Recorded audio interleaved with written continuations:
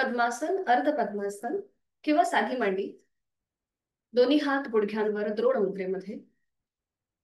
पाठ सरळ, मान मध्यभागी. हनुवटी जमिनीला समांतर आणि डोळे अलगद मिटलेले. आहे त्या स्थितीमध्ये स्थिर राहण्याचा प्रयत्न. खांदे शिथिल असतील, हाताची कोपरं शरीराच्या जवळ. चेहऱ्यावर कोणताही ताण नाहीये. स्वस्थ शरीर, शांत मन, प्रसन्न चेहरा. जाणीव आपल्या श्वासाची. श्वास घेतोय, सोडतोय. आंतरिक सजगता.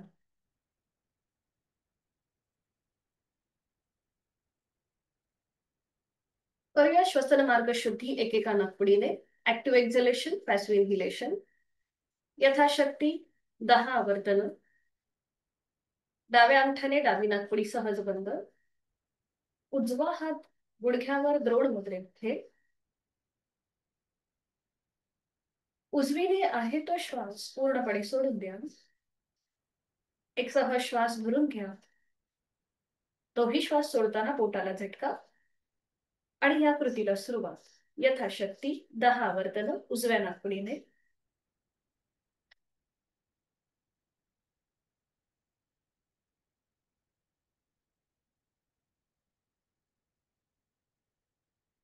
डावा हात गुडघ्यावर.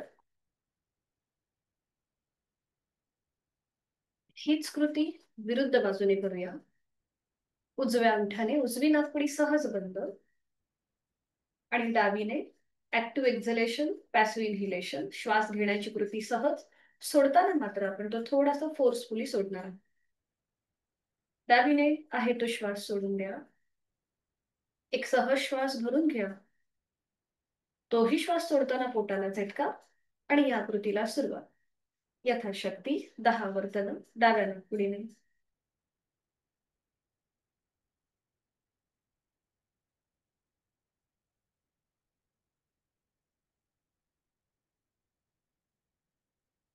सावकाश कृती थांबू. उजवा हात गुडघ्यावर. क्रमाक्रमाने आपण उजवी आणि डावी नाकपुडी मोकळी करून घेतली आहे.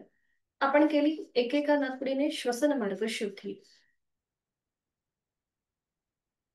पुढे करूया कपालभाती. दोन्ही नाकपुड्यांनी एकत्रित ऍक्टिव्ह एक्झलेशन, पॅसिव्ह इन्हिलेशन.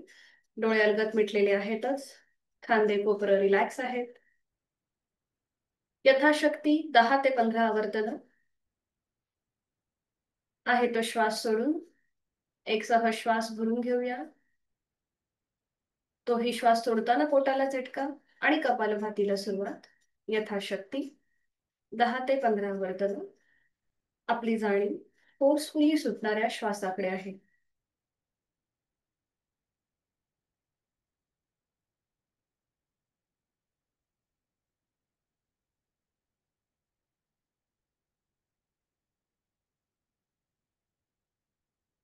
सावकाश कृती थांबूया. मोकळा झालेला आपला श्वास, श्वसन मार्ग याची जाणीव.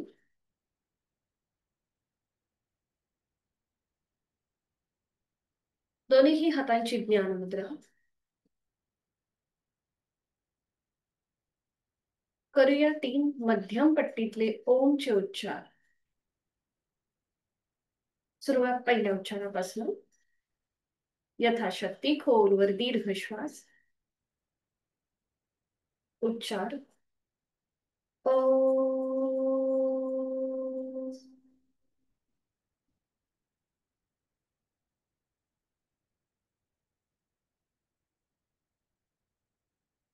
खोलवर दीर्घ श्वास.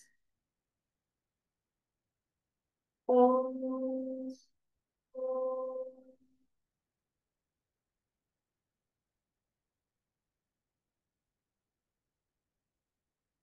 खोलवर दीर्घ श्वास. ओ.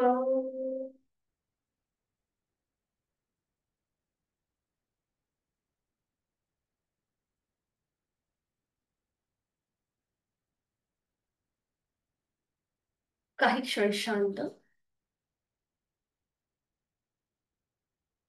दोन्ही हात जोडून गायत्री मंत्राचं पठण एकत्रित सुरुवात करूया. ओम भूर्भुवः स्वः तत्सवितुर्वरेण्यं भर्गो देवस्य धीमहि धियो यो न प्रचोदयात्.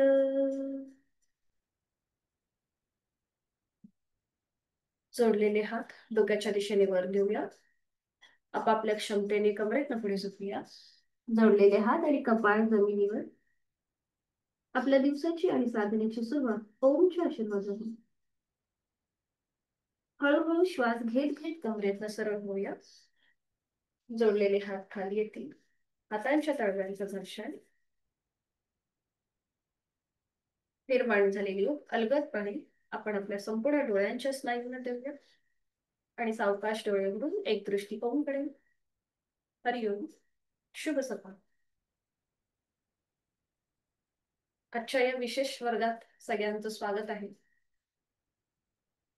तर आपल्या विषयाला सुरुवात करण्याआधी आपण थोडस ओमचा जो आपण उच्चार करतो तो कसे करायचे हे मी तुम्हाला सुरुवातीला सांगणार आहे. बघा आता आपण आता जो उच्चार केला तो मध्यम पट्टीतला होता, बरोबर? तर असे हे ओमचे 4 वेगवेगळ्या स्तरांवरती उच्चार असतात. तर तो पहिला उच्चार जो असतो हा उच्च पट्टीतला उच्चार असतो. याच्यामध्ये अचं प्रमाण जे आहे हे 80% असतं आणि मचं जे प्रमाण आहे हे 20% असतं. तर हा उच्चार आपल्याला बेंबीच्या देठापासून, म्हणजे आपण एखाद्याला रागवल्यावरती कसं ओरडतो तर तसा करायचा असतो. तर या उच्चाराचे फायदे काय आहेत? तर हा जो वैखरी वाणीतला याला म्हणतात उच्चार. तर याच्यामध्ये आपल्यामध्ये जो आळस असतो किंवा आपण झोपेतून उठल्यानंतर एक जडत्व येतं आपल्या शरीरामध्ये, तर ते कमी होण्यासाठी हा उच्च पटीतला उच्चार केला जातो. जसं की आपल्याला माहिती आहे ओम जो आहे हा 3.5 मात्रांचा बनलेला आहे. अ, उ, म आणि चंद्रबिंदी. तर जेव्हा आपण उच्चार करतो तेव्हा अ, म अशा प्रकारे हा उच्चार होत असतो. मग आता उ जो आहे हा तिथला सायलेंट होतो. जास्त करून आपण आणि म वरती जास्त फोकस असतो. तर इथे जो पहिला उच्चार जो मी तुम्हाला बोलले की जो आपल्याला खणखणीत स्वरात वैखरी वाणीमध्ये उच्च पट्टीमध्ये करायचा असतो, तर तो कसा करायचा हे मी तुम्हाला दाखवणारच आहे डेमो. दुसरा जो उच्चार आहे हा मध्यम पट्टीतला. अकार आणि मकार हे समप्रमाणामध्ये असतात. तिसरा जो उच्चार आहे हा अगदी खालच्या पट्टीतला, म्हणजे ज्याला आपण परावाणी म्हणतो. तर इथे तुम्हाला जो ओंकार आहे तो अगदी हळू आवाजामध्ये, म्हणजे तुमच्या कानालाच तुमचा आवाज ऐकू जाईल इतक्या हळू आवाजामध्ये, ज्याच्यामध्ये आपली इनर अवेअरनेस जो आहे जो आपला वाढलेला असतो. तर हा उच्चार अचं प्रमाण 20% असतो आणि मकार जो आहे हा लांबवलेला असतो 80%. तर अशा प्रकारे हा आपल्याला तिसरा उच्चार करायचा आहे. आणि चौथा जो उच्चार आहे जो पश्यंती, म्हणजे अगदी मनातल्या मनात केला जाणारा उच्चार. तर याच्यामध्ये आपल्या शरीर आणि मनाची जोडणी होते. तर असे हे आपल्याला 4 प्रकारचे उच्चार करायचे असतात ओंकाराचे. तर हे जे 4 प्रकार आहेत हे आपण जेव्हा त्राटक ही शुद्धी क्रिया घेतो, म्हणजेच ओमच्या प्रतिमेचं जेव्हा आपण निरीक्षण करतो त्यावेळेला आपल्याला हे 4 वेगवेगळ्या स्तरावरचे उच्चार करायचे असतात. आणि नॉर्मली जेव्हा आपण वर्ग आपला घेत असतो तेव्हा आपण मध्यम पट्टी किंवा जो मकार लांबलेला ओंकार आहे तो करतो. तर आता हे 4ही उच्चार कसे करायचे हे मी दाखवते तुम्हाला. मग आपण एकत्रित करू. तर इथे हातांची ज्ञानमुद्राच ठेवायची. पहिला जो उच्चार जो खणखणीत स्वरातला असतो वैखरी वाणीतला, तर इथे आपल्या शरीरामध्ये आपल्याला काही व्हायब्रेशन्स जाणवतात. तर ते व्हायब्रेशन आपल्या कसे जाणवतात हे मी तुम्हाला सांगते. तर पहिला उच्चार जेव्हा आपण करतो तेव्हा आपले हे व्हायब्रेशन्स जे आहेत हे आपल्याला आपल्या पायाच्या नखापासून ते नाभीपर्यंत जाणवतात. तर मी आधी दाखवते मग आपण एकत्रित करू. तर इथे आपण हातांची ज्ञानमुद्रा करायची, डोळे अलगद मिटून घ्यायचे, एक श्वास भरून घ्यायचा आणि उच्च पट्टीतला ओंकार अ.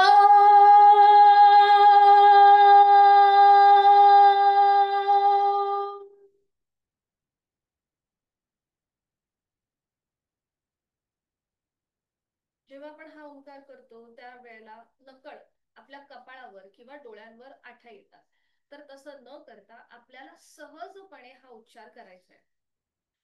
दुसरा जो उच्चार आहे हा मध्यम पट्टीतला. इथे अकार आणि मकार समप्रमाणात असतो. त्याचे जे व्हायब्रेशन्स आहेत हे आपल्याला नाभीपासून कंठापर्यंत जाणवतात. तर हा उच्चार करायला सुद्धा श्वास भरून घ्यायचा आणि श्वास सोडताना उच्चार ओ.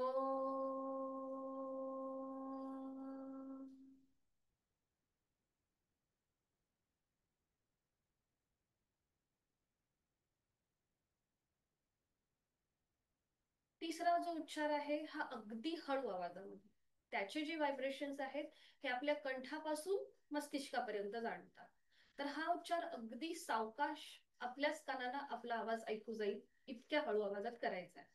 तर इथे सुद्धा एक श्वास भरून घ्यायचा आणि श्वास सोडत उच्चार ओ.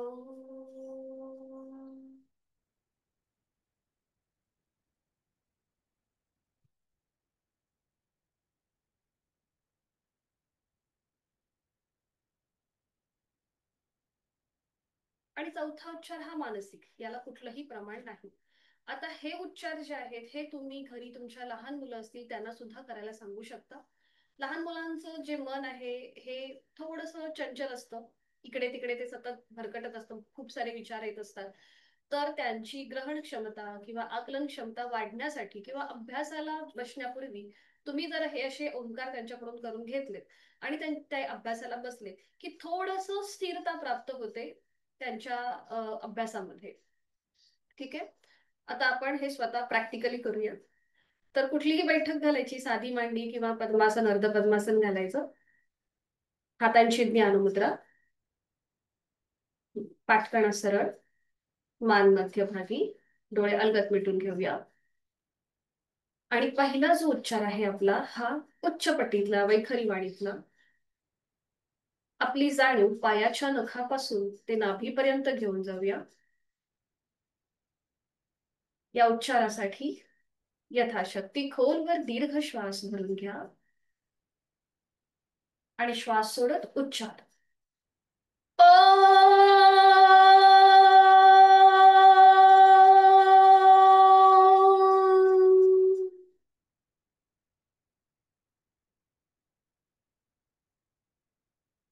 काही क्षण शांत.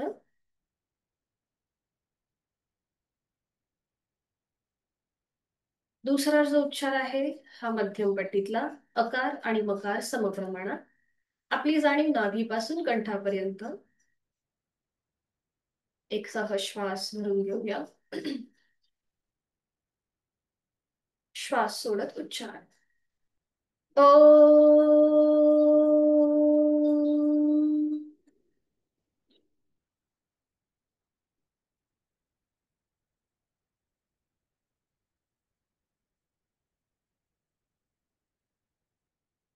तिसरा उच्चार हा मकार लांबवलेला. जाणीव कंठापासून मस्तिष्कापर्यंत. एक श्वास भरून घेऊया. श्वास सोडत उच्चार ओ.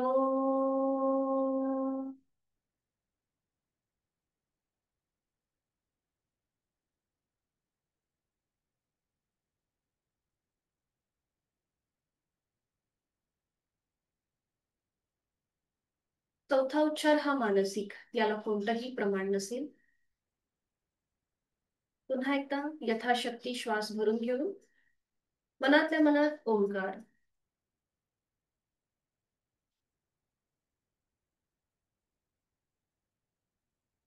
काही क्षण शांत.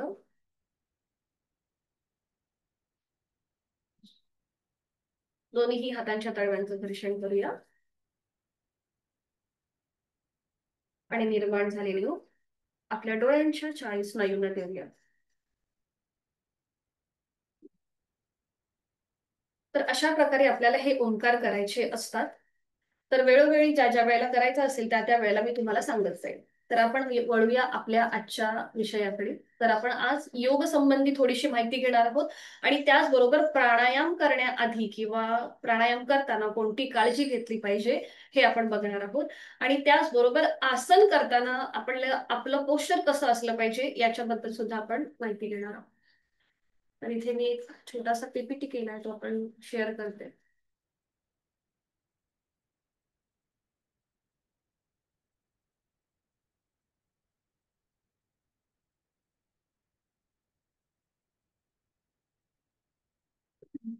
तर मुळात योग म्हणजे काय, हे आपण पहिल्या आपल्या वर्गामध्ये आपण पाहिलंच होतं की योग बद्दलची मी थोडक्यात तुम्हाला इन्फॉर्मेशन दिलेली होती. तर योगचे वेगवेगळे ग्रंथ आहेत. त्याच्यामध्ये हठयोग जो आहे हा नाथ संप्रदायी आहे. नाथ संप्रदाय म्हणजे जे भगवान शंकरांना मानतात. तर त्याच्यामध्ये मत्स्येंद्रनाथ येतात, गोरक्षनाथ येतात आणि ह्या सगळ्यांनी योग बद्दल ग्रंथ लिहिलेले आहेत.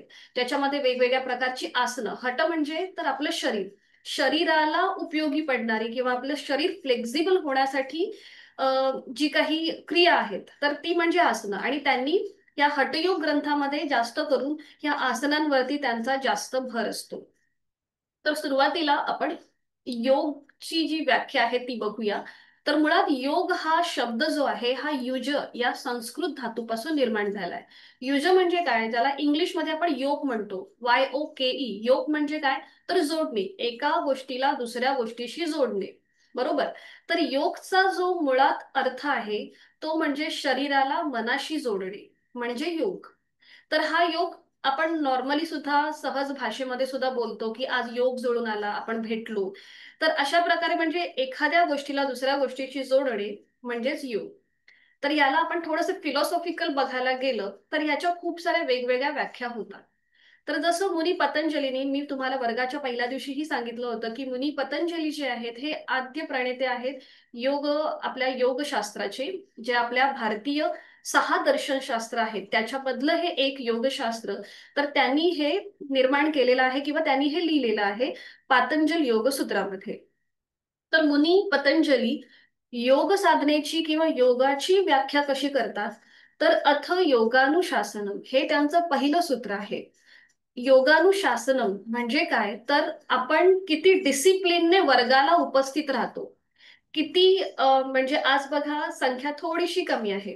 तर योग आपल्याला काय शिकवतं की किती आपण प्रामाणिकपणे वर्गाला थांबतो किंवा वर्ग हा एक भाग आहे. तुम्ही तुमची डे टू डे लाईफ किती शिस्तीने जगताय, तुम्ही वेळेचं तुम्हाला किती महत्व आहे, तुम्ही एखादं हाती घेतलेलं काम किती लवकर किंवा किती प्रामाणिकपणे पूर्ण करता. तर हा सुद्धा एक प्रकारचा योगच आहे. योग म्हणजे फक्त आसन आणि प्राणायाम केलं किंवा शारीरिक कसरत केली म्हणजे योग होतो, तर असं नसून फिलॉसॉफिकली जर आपण बघायला गेलो किंवा स्पिरिच्युअली जर आपण बघायला गेलो तर योग म्हणजे आपण किती डेडिकेशनने, किती प्रामाणिकपणे, किती शिस्तीने एखादं काम करतोय. तर हा म्हणजे योगच आहे. हे मुनी पतंजली पहिल्या सूत्रामध्ये सांगतात, अथ योगानुशासन. योग हे अनुशासन आहे. त्याच्यानंतर हे जी त्यांची व्याख्या आहे दुसरी सूत्र, योग चित्त वृत्ती निरोधा. मेन म्हणजे ही योग साधनेची व्याख्या आहे. आपल्या मनामध्ये ज्या चित्तवृत्ती म्हणजे जे वेगवेगळे विचार असतात, म्हणजे एखादे दुःखकारक सुद्धा असतात किंवा सुखकारक सुद्धा असतात. तर ह्या ज्या आपल्या चित्तवृत्ती आहेत त्यांना, त्यांचा निरोध करण्याचं जे काम आहे, म्हणजे त्यांना अटकाव, त्यांना कमी करण्याचं काम जे आहे हे योग करतं. तर ह्या ज्या वृत्ती कुठल्या आहेत याच्याबद्दल बोलायला गेलं तर आपल्याला 1 तास सुद्धा पूर्ण होणार नाही. तर या 5 त्यांनी वेगवेगळ्या वृत्ती सांगितलेल्या आहेत आणि त्या 5 वृत्तींचा निरोध करण्यासाठी हा योग केला जातो. भगवद्गीता आपल्याला काय सांगते, समत्वम योग उच्चते म्हणजेच काय, तर तुम्ही तुमच्या आयुष्यामध्ये किंवा जीवनशैलीमध्ये जे काही सुखदुःखाचे भाग येतात किंवा जय पराजयाचे भाग येतात किंवा एखादी गोष्ट नाही आवडली किंवा आवडली, याचे जे या ज्या काही घटना घडतात याच्यामध्ये तुमचं मन बॅलन्स ठेवणं म्हणजेच योग. समत्वम, समत्वम म्हणजे काय, तर बॅलन्स करणं, संतुलन करणं.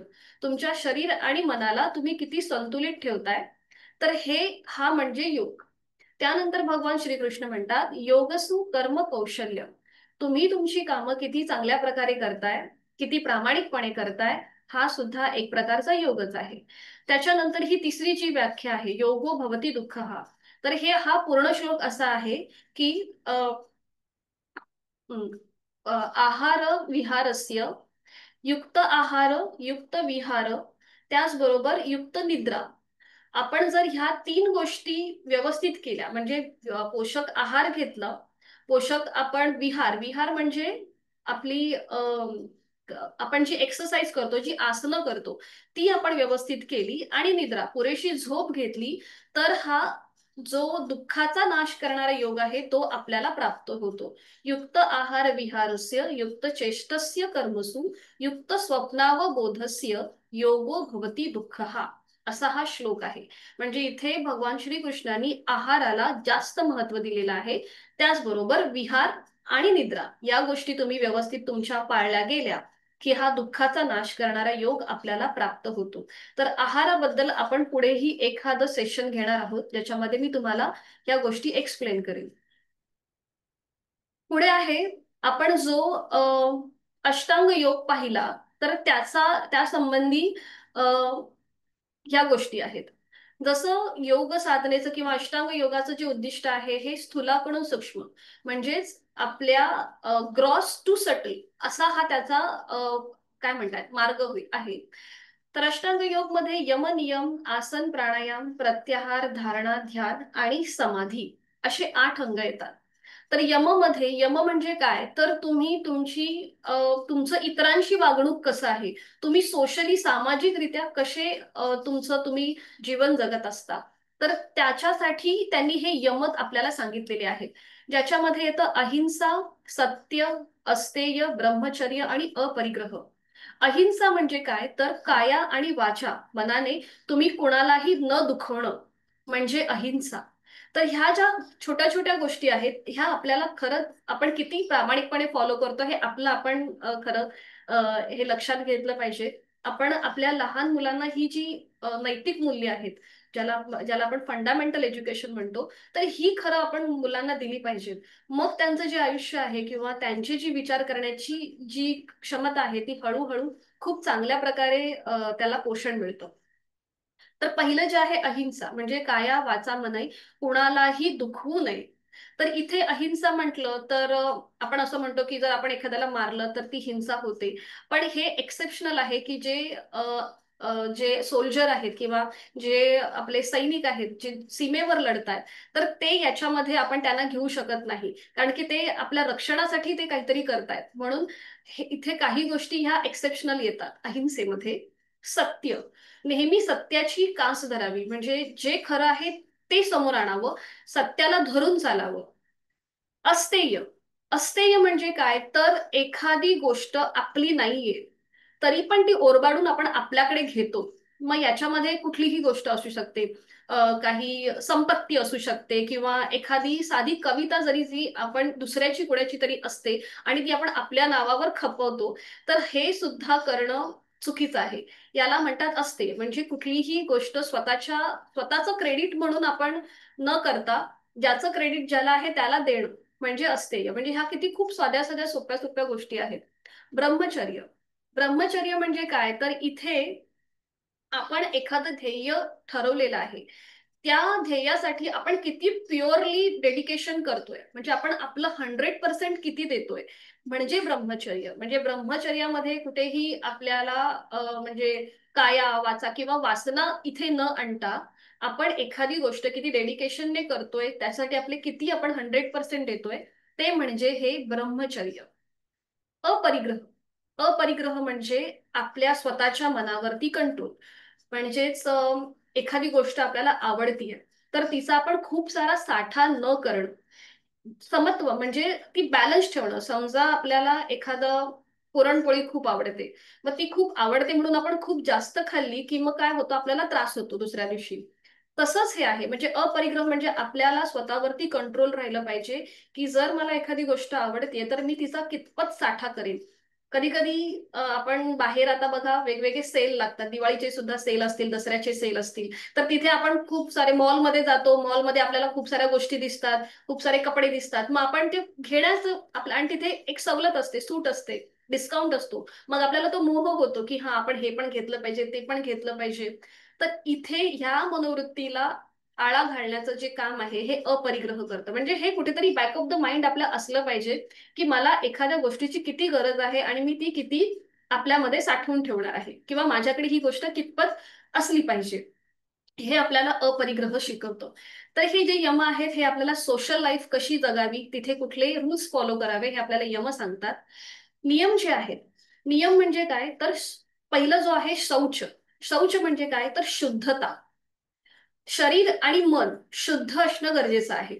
मग याच्यामध्ये आपल्या सगळ्या बेसिक गोष्टी येतात. म्हणजे सकाळी उठल्यापासून ते रात्री झोपेपर्यंत आपली शरीर आणि मनाने आपण किती शुद्ध आहोत हे आपल्याला शौच शिकवतं. संतोष म्हणजे काय तर समाधानी वृत्ती.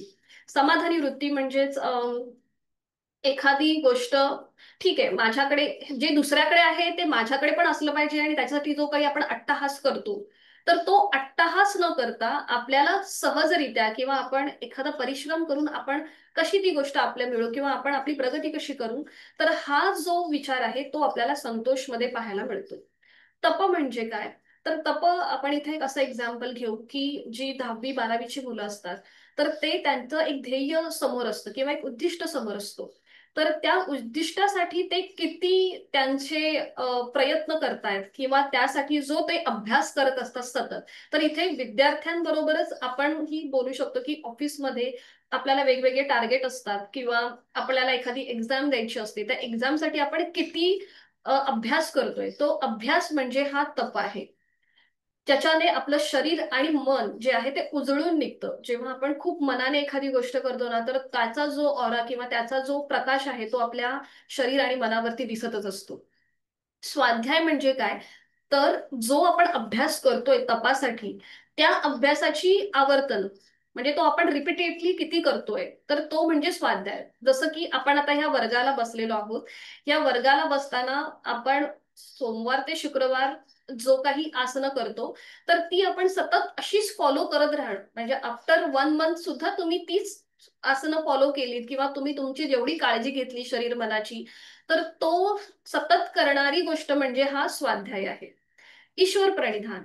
ईश्वर प्रणिधान हे खरंच खूप महत्वाचं आहे आपल्यासाठी सुद्धा आणि आपल्या घरी असलेल्या लहान मुलांसाठी सुद्धा. हल्ली मुलं रिस्पेक्ट देणं विसरून गेलेली आहेत. खूप सारी उद्धटपणा वाढलेला आहे आजच्या या पिढीमध्ये. कारण की एक तर त्यांना पटकन गॅजेट आपलं जे आहे किंवा टेक्नॉलॉजी त्यांच्या इतक्या समोर आलेली आहे, त्यामुळे संभाषण होणं विसरून गेलेली आहेत मुलं. ती सतत मोबाईल किंवा डिव्हायसेस वरती दिसतात. तर त्यांना रिस्पेक्ट देणं आणि रिस्पेक्ट घेणं हेच मुळामध्ये मुलं विसरून गेलेली आहेत. तर ईश्वर प्रणिधान आपल्याला काय सांगतं की सरेंडर, तुमचे जे कोणी गुरु आहेत, आई वडील आहेत, त्यांच्या समोर सरेंडर भाव, त्यांच्या समोर आपलं आत्मसमर्पण हे आपल्याला ईश्वर प्रणिधानामध्ये शिकायला मिळतं. ईश्वर प्रणिधानामध्ये मुनी पतंजलींनी खूप सारी सूत्र दिलेली आहेत, पण इथे थोडक्यात सांगायचं म्हणजे तर सरेंडर,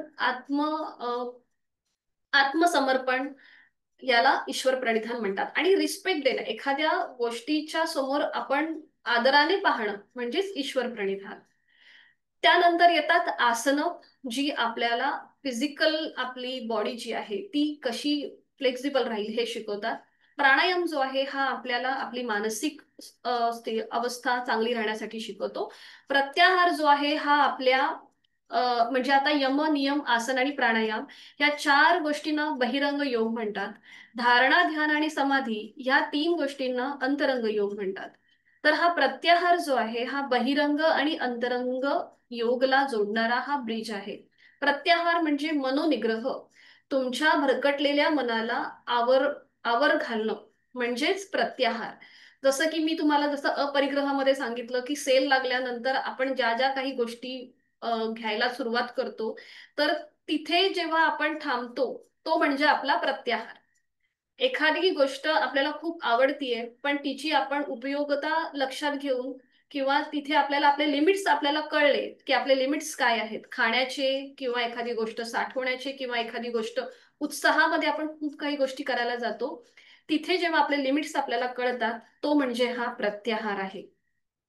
धारणा म्हणजे आपण एखाद्या गोष्टीकडे, सब्जेक्ट आता इथे मी लिहिलेला आहे, सब्जेक्ट म्हणजे जेव्हा आपण ध्यानाला बसतो.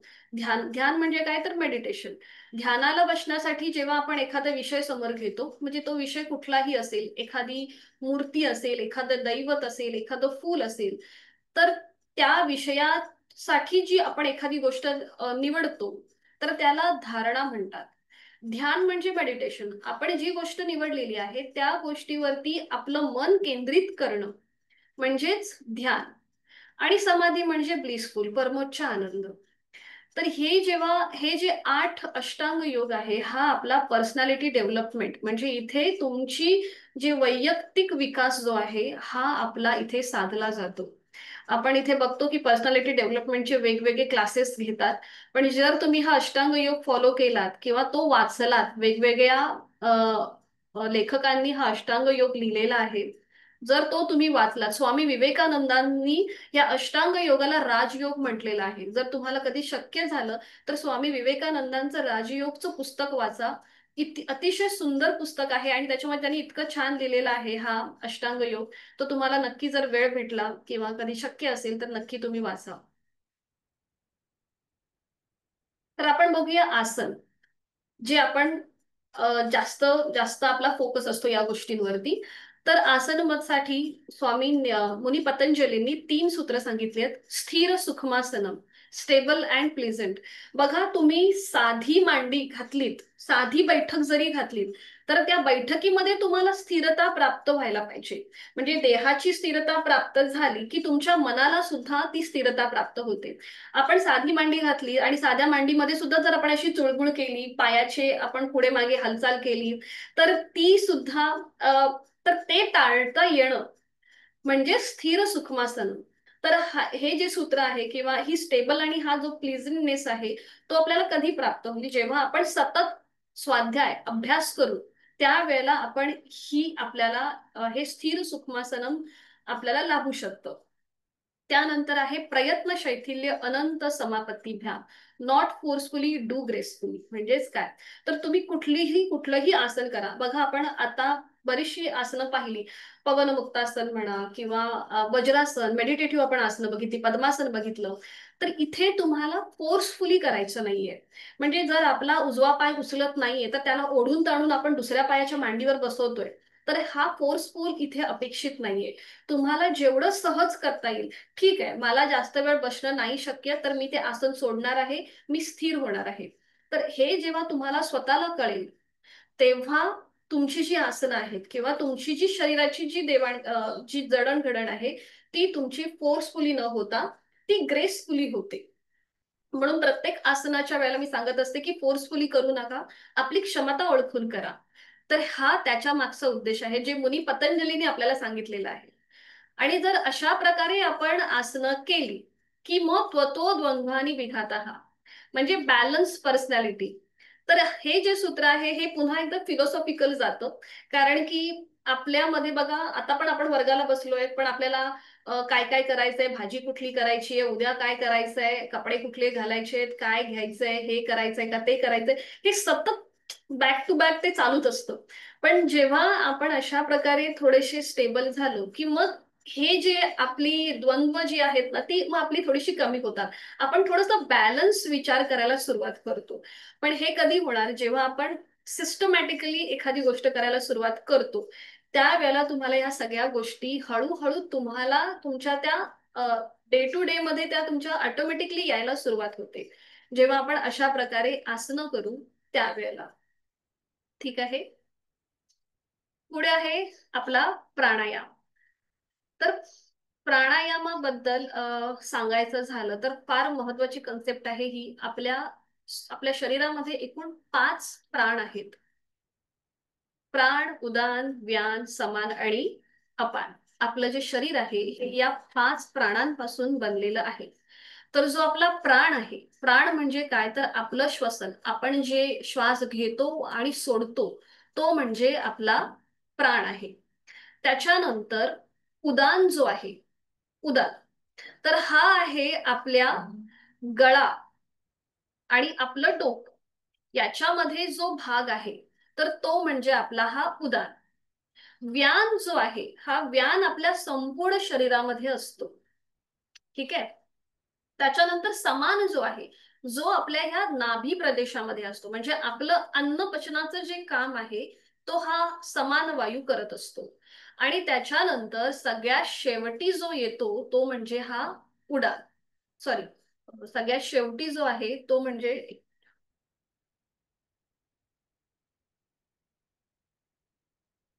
हा अपान.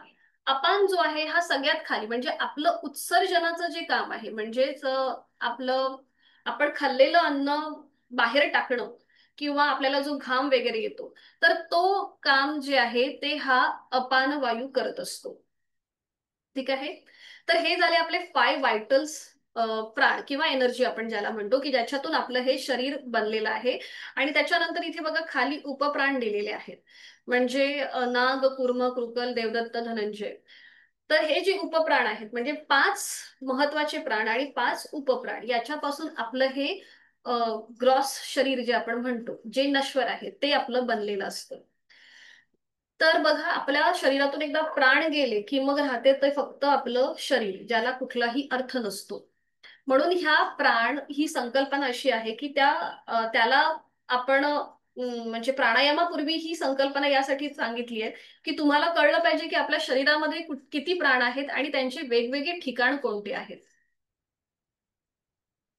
त्याच्यानंतर आपण ही प्राणायामाची व्याख्या बघतो. म्हणजे आपण बघितलं आपलं शरीर जे आहे हे पंचप्राणापासून बनलेलं आहे. आणि त्याच्यानंतर हा प्राणायाम काय करतो, तर प्राणायाम जो आहे हा म्हणजे बघा इथे दिलेला आहे की प्राण म्हणजे शरीरातली चैतन्य शक्ती आणि आयाम म्हणजे त्याच्यावरती नियंत्रण करणं, नियमन करणं आणि ती ताब्यात आणणं. तर हे आहे प्राणायामाचं मुख्य काम. तर आपला जो नॉर्मल श्वास चालू आहे त्या श्वासाच्या गतीला जेव्हा आपण विच्छेद करतो, म्हणजे तिचं आपण काय म्हणता येईल, तिला आपण आपल्या नियंत्रणामध्ये जेव्हा आपण ती आणतो, तर तो म्हणजे प्राणायाम. तर मुनी पतंजली म्हणतात, तस्मिन सती श्वास प्रश्वास योगर्ती विच्छेद. तर तस्मिन सती म्हणजे काय, तर आपण जी आसनांची जी आधीची 3 सूत्र पाहिली, ती केल्यानंतर जेव्हा आपण श्वास प्रश्वासाच्या गतीचा विच्छेद करतो, तो म्हणजे प्राणायाम, असं त्यांना म्हणायचं आहे. तर नॉर्मल जो आपला श्वास चालू असतो त्या श्वासाच्या गतीचा विच्छेद. त्याच्यानंतर हठयोग प्रदीपिका हा जो ग्रंथ आहे तो काय म्हणतो, चले वातम चलम चित्तम निश्चले निश्चले भवेत, योगी स्थाणुत्व मापनोती ततो वायू निरोधया. म्हणजेच काय, तर ज्या वेगाने वारा वाहत असतो त्याच वेगाने आपले विचारही तसेच वाहत असतात. तर त्या विचारांच्या गतीला आपण जेव्हा निरोध करतो, ती थांबवतो, त्यालाच योगी प्राणायाम असं म्हणतात, असं हठयोग प्रदीपिका हा ग्रंथ म्हणतो. हे जे त्यांनी महत्वाचं श्लोक सांगितलेला आहे, यथो सिंह गजो व्याघ्रो भवे द्वेष शनै शनै तथैव सेवितो वायू अन्यथा हंती साधकम. ज्याप्रमाणे मोठे मोठे हिंस प्राणी आहेत, जसं वाघ म्हणा किंवा सिंह म्हणा, त्याला सर्कशीतला जो मास्टर आहे तो हळूहळू आपल्या ताब्यामध्ये आणतो, तसाच आपल्याला हा आपला जो वायू म्हणजे प्राण जो आहे हा आपल्याला हळूहळू आपल्या कंट्रोलमध्ये आणायचा आहे. तर तो कसा आणायचा हे आपण आता पुढे बघूया. तर हा प्राणायाम कसा करायचा. प्राणायामाची जी म्हणजे आपला योग साधनेचा जो प्रवास आहे हा स्थूलाकडून सूक्ष्माकडे जाणारा आहे. तसंच जे आपलं भरकटलेलं मन आहे त्या मनाला आपल्याला आटोक्यात आणण्याचं काम जे आहे हे आपण श्वसन मार्ग नियंत्रणाने करतो. जेव्हा आपली श्वासाची गती संथ लयबद्ध असते तेव्हा आपोआप आपली विचारांची गती सुद्धा कमी असते. बघा, तुम्हाला जर तुमचा श्वास वाढल्यासारखा वाटलं, एखादा आपल्याला राग आला की आपला श्वास वाढतो, बरोबर, त्यावेळेला आपल्या मनामध्ये सुद्धा तेवढेच विचार फास्ट फास्ट येत असतात. तर हे कमी करण्यासाठी स्वतःच्या श्वासाकडे लक्ष देणं फार गरजेचं आहे. म्हणून जेव्हा तुम्ही जरी आता वर्गाला बसलेला आहात तरी तुमचं लक्ष तुमच्या श्वासाकडे पाहिजे, तुम्हाला ब्रीदिंग अवेअरनेस हा नेहमी असलाच पाहिजे. आणि आता हा जाणीवपूर्वक तुम्हाला ही थोडीशी गोष्ट करायची आहे की तुम्ही कुठलीही काहीही करत असाल, तुम्हाला थोडंसं ब्रीदिंग अवेअरनेस असणं गरजेचं आहे. तर हा जो आता इथे हा जो चार्ट दाखवलाय त्या चार्ट मध्ये वेगवेगळे ग्रंथ आहेत, योग ग्रंथ, जसं हठयोग प्रतिपिका, गोरक्षनाथ, घेरंड संहिता, या सगळ्यांमध्ये प्राणायामाला त्यांनी महत्व दिलेलं आहे. पुढे हे सगळ्यात महत्वाचं जे आता आपल्याला आपल्या वर्गामध्ये फॉलो करायचं आहे. तर ही जी हाताची मुद्रा आहे याला प्राणायाम मुद्रा म्हणतात, जी आपल्याला उजव्या हाताने करायची आहे. बघा, ही जी मुद्रा दिसते हाताची, ही प्राणायाम मुद्रा आहे. याच्यामध्ये आपलं पहिलं बोट आणि मधलं बोट जे आहे ते फोल्ड केलंय, ते अंगठ्याच्या मुळाशी घेतलेलं आहे, आणि उरलेली 3 बोटं ओपन आहेत. ठीक आहे. तर ही का आपल्याला पुढे कशी फॉलो करायची हे मी तुम्हाला सांगणार आहे. तर ही आहे आपली प्राणायाम मुद्रा. त्याच्यानंतर पूरक. पूरक म्हणजे काय? तर आपण जो श्वास घेतो, इनहेल जे करतो, त्याला पूरक म्हटलं जातं. कुंभक, श्वास घेतल्यानंतर आपण तो श्वास होल्ड करतो, त्याला कुंभक म्हटलं जातं.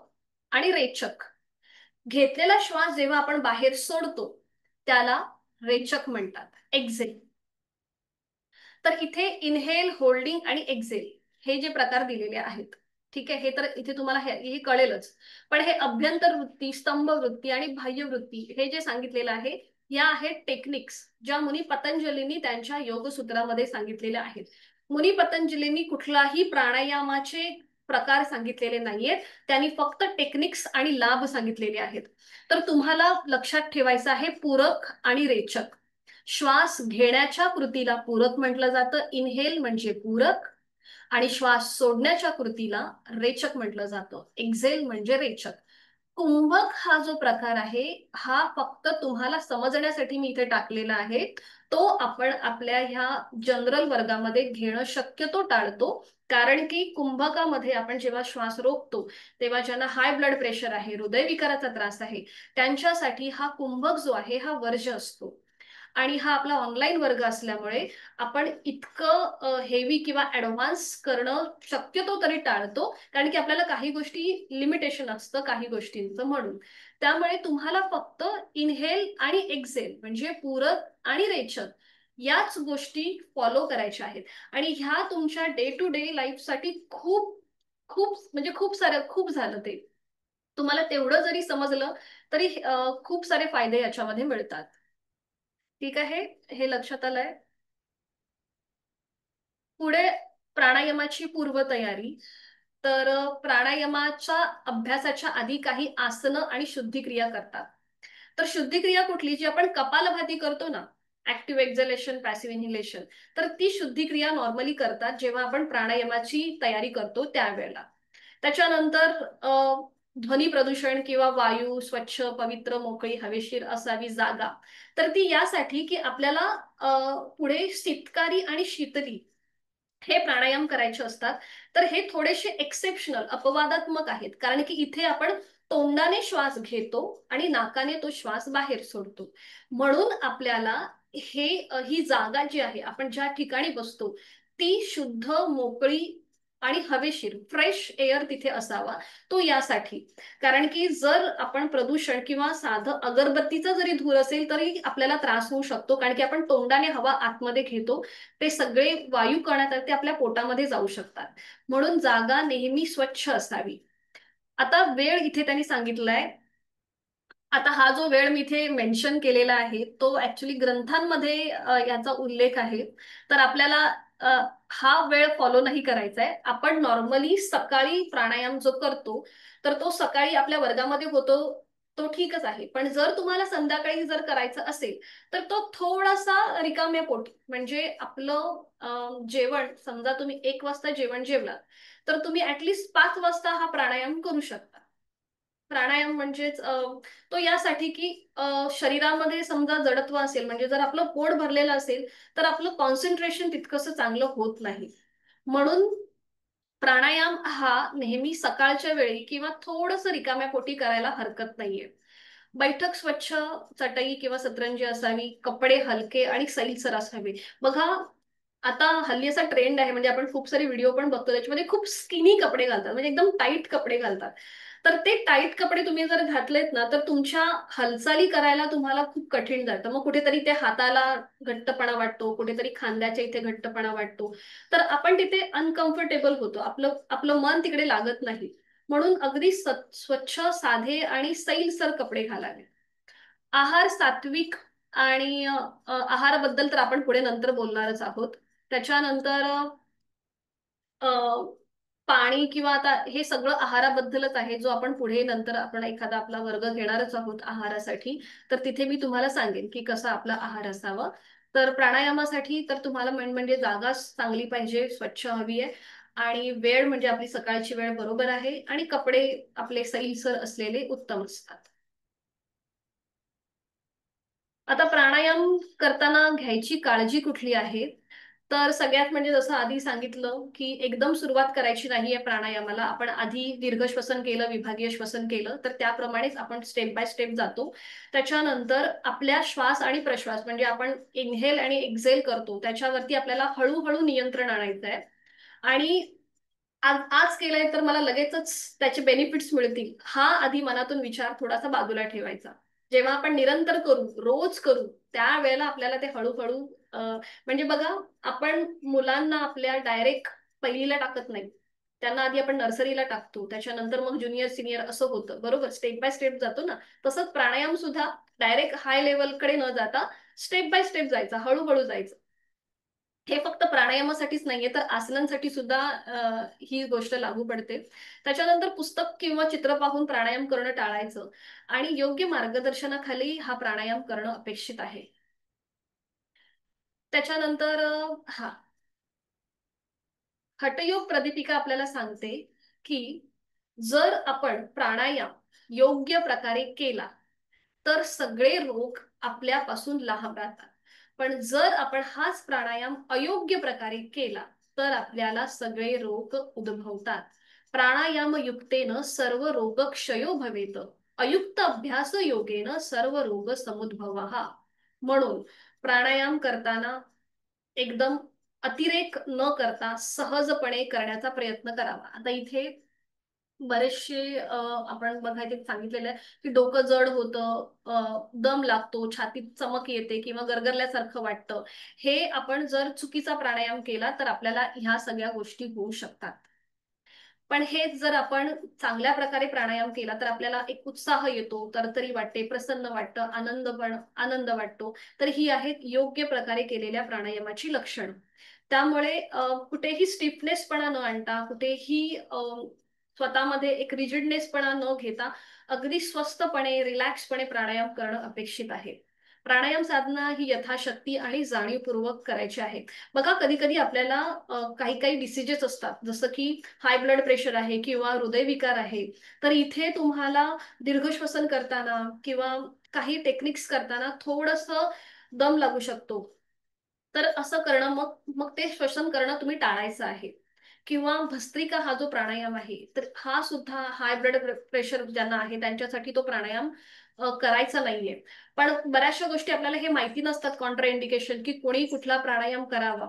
आणि मग आपण ते करायला गेलो की मग आपल्याला त्याचे अ, लाभापेक्षा आपल्याला त्याचा तोटाच जास्त दिसतो. म्हणून नेहमी करताना थोडंसं मार्गदर्शन घ्यावा आणि मगच प्राणायाम करावा. नियमित व उचित साधना ही आपल्याला जास्त प्रकारे लाभ देते. त्याच्यानंतर आहे बघा, प्राणायामाचे पूर्वाभ्यास म्हणून आपण हे दीर्घ श्वसन, विभागीय श्वसन आणि योगिक श्वसन हे आपण आत्ता या आठवड्यामध्ये पाहिलेलं आहे. तर हे आहेत प्राणायामाचे प्रकार. सूर्यभेदन, चंद्रभेदन जो आहे हा प्राणायामाचा प्रकार नाहीये, पण तो नॉर्मली सगळ्या इन्स्टिट्यूटमध्ये घेतला जातो. सूर्यभेदन, चंद्रभेदन, सूर्याभ्यास, चंद्राभ्यास, अनुलोम विलोम, भस्त्रिका, भ्रामरी, उज्जाई, सितकारी आणि शीतली. तर हे सगळे प्राणायाम आपण आपल्या या वर्गामध्ये घेतो. फक्त भस्त्रिकेसाठी मी तुम्हाला त्या त्या वेळेला कॉन्ट्रा इंडिकेशन सांगेल, ते तुम्ही फॉलो करा.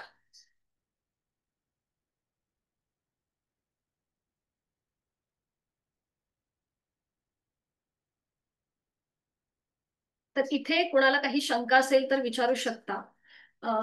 आपण जे प्राणायामाचे मी तुम्हाला प्रकार इथे मेन्शन केले, सूर्यभेदन किंवा चंद्रभेदन, तर हे कसे असतात किंवा काय असतात. सूर्य आणि चंद्र म्हणजे आपल्या ह्या दोन नाकपुड्या. सूर्य नाडी म्हणजे आपली उजवी नाकपुडी आणि चंद्र नाडी म्हणजे आपली डावी नाकपुडी. भेदन म्हणजे काय, तर जेव्हा आपण उजवीने श्वास घेतो आणि तो डावीने सोडतो, याला भेदन असं म्हणतात. तर हे कसं करायचं हे मी तुम्हाला दाखवते. आणि त्याचबरोबर आपण जी प्राणायाम मुद्रा बघितली, अशी उजव्या हाताची अशा प्रकारे केली होती, चित्रामध्ये दाखवली होती बरोबर, अशी. आता ज्यांना वाताचा त्रास आहे, वात विकार आहे, तर त्यांचे समजा हातांची बोटं जर अशी फोल्ड होत नसतील तर त्यांनी काय करायचं, आपलं पहिलं बोट आणि अंगठा फक्त ओपन ठेवायचं, ज्यांना वात विकार आहे ते. ठीक आहे. ज्यांना शक्य आहे त्यांनी उजवा जो आपला हात आहे त्याची पहिली दोन बोटं फोल्ड करायची, करंगळी आणि आपली रिंग फिंगर ओपन असेल आणि अंगठा ओपन असेल. हा, तर ही तीन बोटं ओपन का करायची, का असतात, तर हे दाखवते. तर जेव्हा आपल्याला उजवीने श्वास घ्यायचा असतो तेव्हा आपल्या ह्या दोन बोटांनी आपण डावी नाकपुडी अशी बंद करतो आणि आपण उजवीने पूरक म्हणजे इनहेल करतो. आणि जेव्हा आपल्याला डावीने श्वास सोडायचा असतो किंवा डावीने श्वास घ्यायचा असतो तेव्हा अंगठ्याने उजवी नाकपुडी आपण बंद करतो आणि डावीने श्वास घेतो. म्हणजे इथे कुठेही आपल्या हातांची कमीत कमी हालचाल होण्यासाठी आपण ही प्राणायाम मुद्रा करतो. तर आपलं जसं शरीर 5 प्राणांपासून बनलेलं आहे, तसंच आपल्या शरीरामध्ये 5 फंडामेंटल्स, मूलभूत काय म्हणता येईल त्याला, फंडामेंटल्स म्हणजे पंचतत्वापासून आपलं शरीर बनलेलं आहे. जसं वायू, अग्नी, पाणी, अशा प्रकारे जी आपली 5 तत्व आहेत त्याच्यापासून हे बनलेलं आहे. तर आपल्या ह्या 5 बोटांमध्ये सुद्धा आपली ती 5 तत्व आहेत. तर ती 5 तत्व कंट्रोलमध्ये राहण्यासाठी आपण ही प्राण मुद्रा किंवा प्राणायाम मुद्रा ही करतो. ठीक आहे. तर सोमवारपासून आपल्याला हा प्राणायाम सुरू करायचा आहे. तर जसं मी तुम्हाला बोललीये की आपल्या ह्या ज्या दोन नाकपुड्या आहेत, ज्याला उजवी नाकपुडी म्हणजे आपली सूर्य नाडी आणि डावी नाकपुडी म्हणजे आपली चंद्र नाडी, असं म्हटलं जातं की आपल्या ब्रेनमध्ये क्रॉस कनेक्शन आहे. जर आपली उजवी नाकपुडी ऍक्टिव्हेट असते त्यावेळेला आपला डावा मेंदू ऍक्टिव्हेट असतो, बरोबर. तर उजवी, सूर्य म्हणजे काय, तर ऊर्जा, खूप सारी एनर्जीचं प्रतीक आहे बरोबर सूर्य. तर जेव्हा आपली सूर्य नाडी ऍक्टिव्हेट असते त्यावेळेला आपल्यामध्ये एक वेगळाच उत्साह असतो, आपण खूप साऱ्या गोष्टी पटापट करण्यासाठी आपली ती एनर्जी आपण ती लावत असतो, म्हणजे आपल्याला थकवा कमी आणि आपण खूप एनर्जीने काही गोष्टी करत असतो. त्यानंतर डावी नाकपुडी, जेव्हा आपली चंद्र नाडी म्हणजे डावी नाकपुडी ऍक्टिव्हेट असते तेव्हा आपला उजवा मेंदू ऍक्टिव्हेट असतो. हे आपण शाळेमध्ये शिकलेलोच आहोत की आपले हे क्रॉस कनेक्शन आहेत. तर चंद्र म्हणजे काय, तर शीतलता, शांततेचं प्रतीक.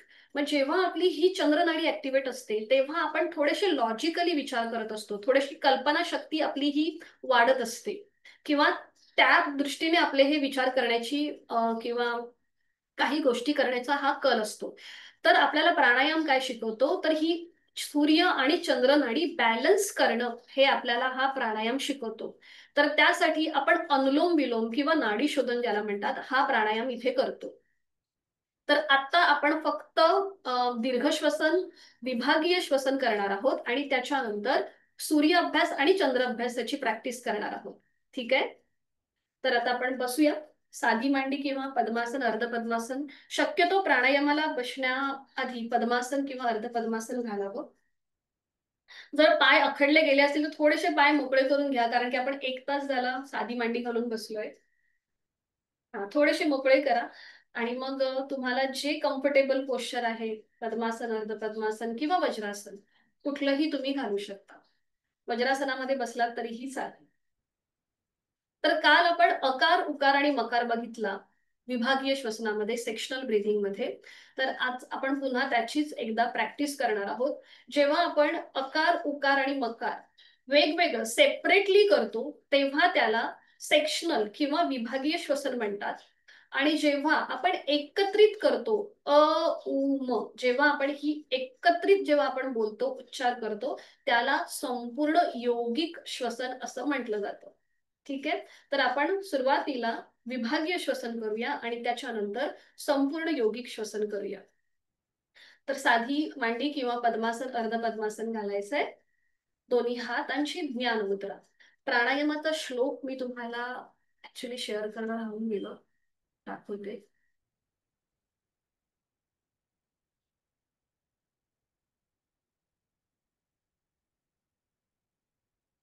तो मी ग्रुपवर सुद्धा पाठवेनच.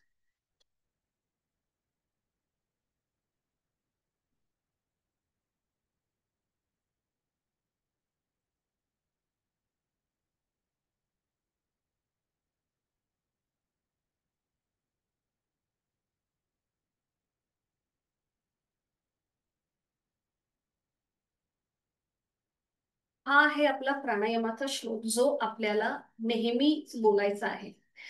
दोन्ही हात जोडून घ्या. जोडलेले हात आपल्या हृदयापाशी. माझ्या मागोमाग आपण ही बोला. प्राणस्तेदं वशे सर्वम्, प्राणस्तेदं वशे सर्वम्, त्रिदिवे यत् प्रतिष्ठितम्, त्रिदिवे यत् प्रतिष्ठितम्, मातेव पुत्रान् रक्षस्व, मातेव पुत्रान् रक्षस्व, श्रीश्च प्रज्ञाञ्च, श्रीश्च प्रज्ञाञ्च विदेहि नैति, विदेहि नैति. डोळे मिटून आपल्या अंतरंगातील प्राणशक्तीला मनापासून वंदन करा. आपल्या अंतरंगात जे पंचप्राण आहेत, त्या पंचप्राणांपासून आपलं हे शरीर बनलेलं आहे. म्हणजे या तीनही लोकांमध्ये जे जे काही अस्तित्वात आहे, हे सगळं प्राणाच्या अधीन आहे. म्हणून हे प्राणा, जसं माता आपल्या मुलांचं रक्षण करते, तसं तूही आमचं रक्षण कर. आम्हाला चांगली बुद्धी, चांगलं आरोग्य आणि चांगली संपत्ती प्राप्त करून दे. हे आपण आपल्या प्राणशक्तीला मनापासून वंदन करून ही प्रार्थना करीत आहोत. सावकाश आपली मान सरळ, दोन्ही हात गुडघ्यांवर ज्ञान मुद्रेमध्ये, डोळे अलगद मिटलेले. खांदे कोपर शिथिल, चेहऱ्यावर कोणताही ताण नाहीये. आपण जी बैठक धारण केली त्या बैठकीमध्ये स्थिरता, स्थिर सुखमासन आपण धारण करूया. करणार आहोत विभागीय श्वसन. आहे तो श्वास सोडून यथाशक्ती खोलवर दीर्घ श्वास भरून घ्या. आपलं पोट हळूहळू बाहेर येईल. हा श्वास सोडताना अचा उच्चार, आपलं पोट हळूहळू आतमध्ये जाईल.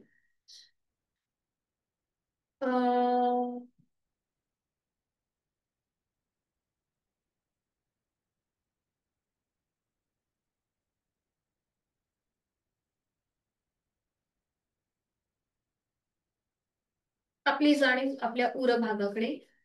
यथाशक्ती खोलवर दीर्घ श्वास भरून घेताना छातीचं प्रसरण.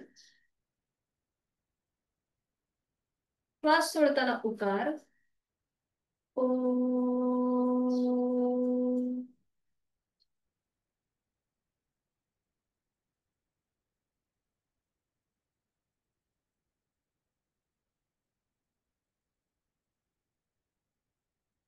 आपली जाणीव आपल्या शोल्डरकडे. यथाशक्ती खोलवर दीर्घ श्वास भरून घेताना आपले खांदे कानाच्या दिशेला वर येतील. श्वास सोडताना मुखार.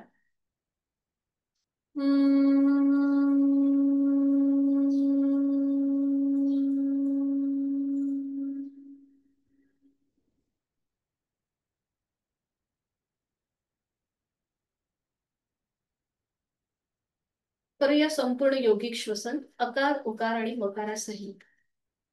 यथाशक्ती खोलवर दीर्घ श्वास भरून घ्या. पोट बाहेर, छातीचं प्रसारण, खांदे कानाच्या दिशेला वर. श्वास सोडत अ उ म एकत्रित. अ, ओ.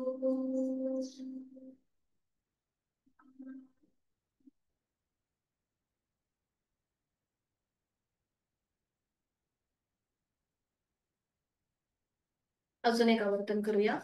यथाशक्ती खोलवर दीर्घ श्वास. पोट बाहेर, छातीचं प्रसरण, खांदे कानाच्या दिशेला वर.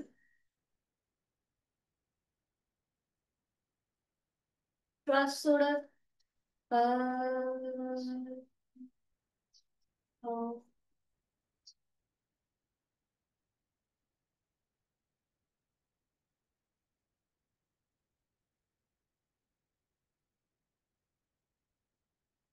काही क्षण शांत. श्वासाची गती संथ लयबद्ध झालेली आहे आणि विचारांची गती आपोआप कमी होतीये. उजव्या हाताची आपण अंगुली मुद्रा करूया. आपण करणार आहोत सूर्यभेदन प्राणायाम. उजव्या हाताची अंगुली मुद्रा.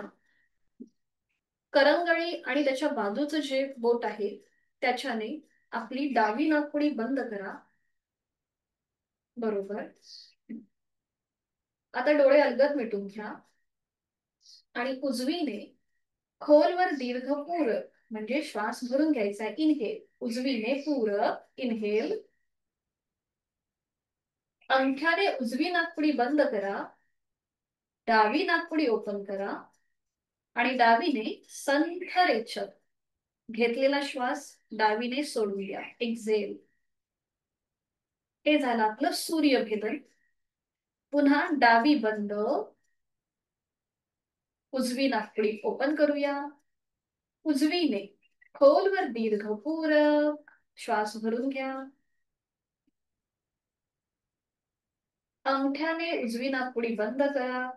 डावी नाकपुडी ओपन करा आणि घेतलेला श्वास डावीने सोडून द्या. संथ रेचक. Exhale out. अजून एक आवर्तन. अजून आपल्याला 3 आवर्तन करायचे सूर्यभेदनाची. डावी बंद. उजवीने पूरक. उजवी बंद. डावीने संथ रेचक. डावी बंद. उजवीने पूरक. उजवी बंद. डावीने रेचक. Last round. डावी बंद. उजवीने पूरक. उजवी बंद आणि डावीने संथ रेचक. उजवा हात गुडघ्यावरती आणून दे. डोळे अलगद मिटलेले. जाणीव उजव्या नाकपुडीकडे. आपण किती सहज श्वास घेतला याचा मनातल्या मनात अनुभव. चेहऱ्यावर कोणताही ताण नाहीये. दोन्ही हातांची ज्ञान मुद्रा. आपला अंगठा आणि पहिलं बोट यांच्या टोकांमध्ये हलकासा दाब आणा. तिथे हलकासा प्रेशर आणा आणि तिथे जो रक्ताचा प्रवाह सुरू आहे, आपलं जे ब्लड फ्लो तिथून जो सुरू आहे, तिथे तुम्हाला काही सटल व्हायब्रेशन जाणवत आहेत का? त्या रक्ताच्या प्रवाहाच्या स्पंदनांची अनुभूती घेण्याचा प्रयत्न, ज्याला प्राणस्पंदन आपण म्हणतो, तिथे आपलं मन केंद्रित करून घेऊया. मन शांत आणि एकाग्र होण्यासाठी या प्राणस्पंदनांची अनुभूती. चेहऱ्यावर कोणताही ताण नाहीये. करूया एक मकार लांबवलेला ओमचा उच्चार. आपला आवाज आपल्याच कानांना ऐकू येईल. आहे तो श्वास सोडून यथाशक्ती खोलवर दीर्घ श्वास. श्वास सोडत उच्चार.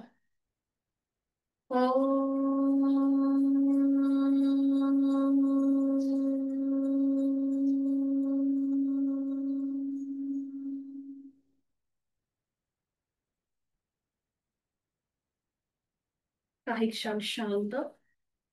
आज आपण जी जी काही माहिती ऐकली, पाहिली, ज्या काही गोष्टी आपल्याला समजल्या, त्या मनातल्या मनात आठवण्याचा प्रयत्न करूया. आणि आजचा दिवस हा आपण चिंतामुक्त, कोणतीही चिंता न करता स्वस्तपणे घालवण्याचा प्रयत्न करूया. आनंदी आणि प्रसन्न.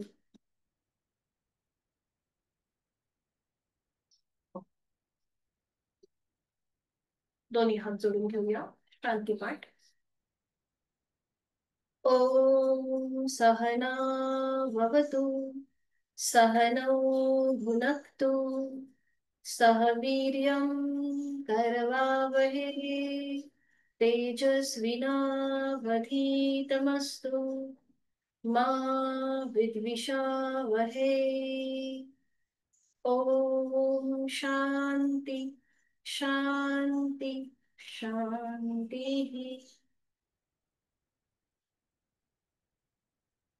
जोडलेले हात डोक्याच्या दिशेने वर न्यायचे. आपापल्या क्षमतेने कमरेतनं पण झुकूया. जोडलेले हात आणि कपाळ जमिनीवर. आपली संपूर्ण साधना ओमला समर्पित. आपला रागद्वेष अहंकार सोडून देऊ. प्रचंड आत्मविश्वासाने आणि आनंदाने आजच्या दिवसाला सुरुवात करूया. श्वास घेत घेत कमरेतनं सरळ. श्वास सोडून दोन्ही हात खाली. हस्तवर्तन. नेत्र स्पर्श. अलगद डोळे उघडून एक दृष्टी ओमकडे. हरिओम. धन्यवाद. काही शंका असेल तर विचारू शकता.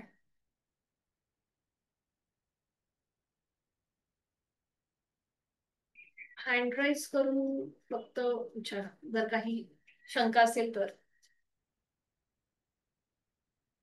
ओके. भेटूया मग उद्या. उद्या नाही, आपला सोमवारी वर्ग आहे. सोमवारी सकाळी 6 वाजता. ठीक आहे. मीटिंग एंड करते. हॅपी वीकेंड आणि शुभ दिवस सगळ्यात. भेटूया सोमवारी सकाळी 6 वाजता. धन्यवाद.